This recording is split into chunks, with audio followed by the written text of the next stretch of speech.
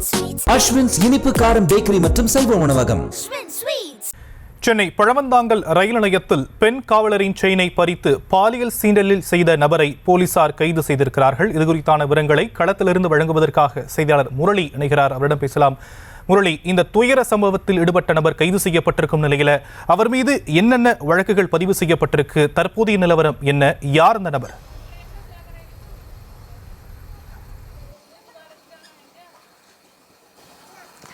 வணக்கம் சாம். சென்னை பழவந்தாங்கல் ரயில் நிலையத்தில் நேற்றைய முன்தினம் பெண் காவலர் ஒருவர் பணியை முடித்துவிட்டு வீட்டுக்கு செல்வதற்காக வந்திருக்கிறார். அப்பொழுது அந்த சமயத்தில் மது போதையில் இருந்த ஒரு நபர் அந்த பெண்ணிடம் பாலியல் சீண்டலில் ஈடுபட்டிருக்கிறார். அது மட்டுமல்லாமல் அந்த பெண் காவலர் அணிந்திருந்த அந்த செயினையும் பறித்திருக்கிறார். இந்த விவகாரம் தொடர்பாக அந்த பெண் காவலர் கத்தி கூச்சலிட்டிருக்கிறார். இது தொடர்பாக அக்கம் பக்கத்தினர் உடனடியாக இங்கு இருக்கக்கூடிய இளைஞர்கள் இந்த ரயில் நிலையத்திற்கு உள்ளே சென்று அந்த பெண் காவலரை காப்பாற்றியிருக்கிறார்கள். அது மட்டுமில்லாமல் அந்த பெண் காவலரிடம் தவறாக நடக்க முயற்சி செய்த அந்த நபரையும் சரமாரியாக அவர்களை அடித்து உதைத்து காவல் நிலையத்தில் ஒப்படைத்திருக்கிறார்கள்.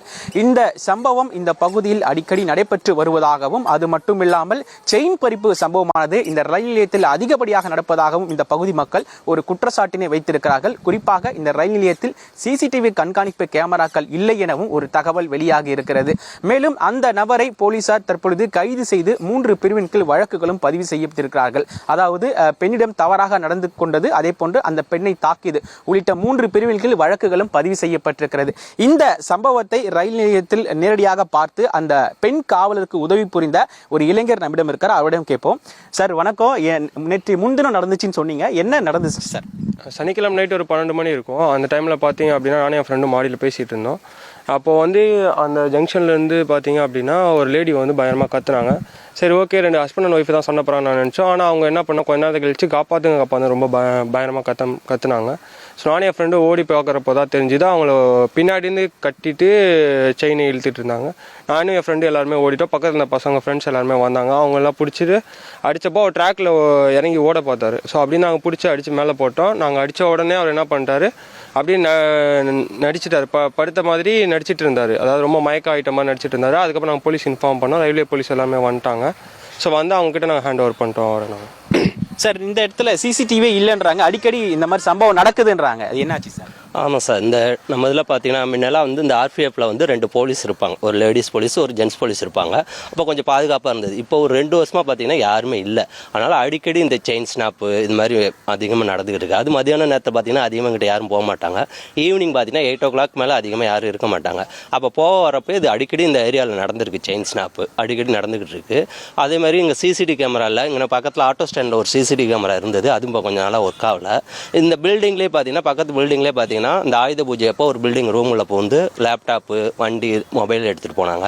அப்புறம் பக்கத்தில் ஒரு தீபாவளி லீவ் அப்போ பார்த்தீங்கன்னா பக்கத்து பில்டிங்கில் உள்ளே வந்து ஒரு பொண்ணோட செயினை எடுத்து மிஸ்யூஸ் பண்ண பார்த்துங்க. அப்புறம் அங்கே இருந்தவங்கெல்லாம் போட்டு அப்புறம் அது போலீஸ்கிட்ட ஹேண்ட் ஓவர் பண்ணிட்டாங்க.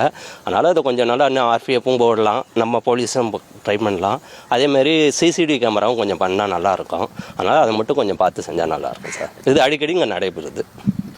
அதாவது ஷாம், இந்த பகுதியை பொறுத்த வரைக்கும் இரவு 8 மணிக்கு மேல் இது போன்ற சம்பவங்கள் தொடர்ச்சியாக நடைபெற்று வருவதாகவும், குறிப்பாக சிசிடிவி காட்சிகள் இந்த இடத்தில் இல்லை என தெரிவிக்கிறார்கள்.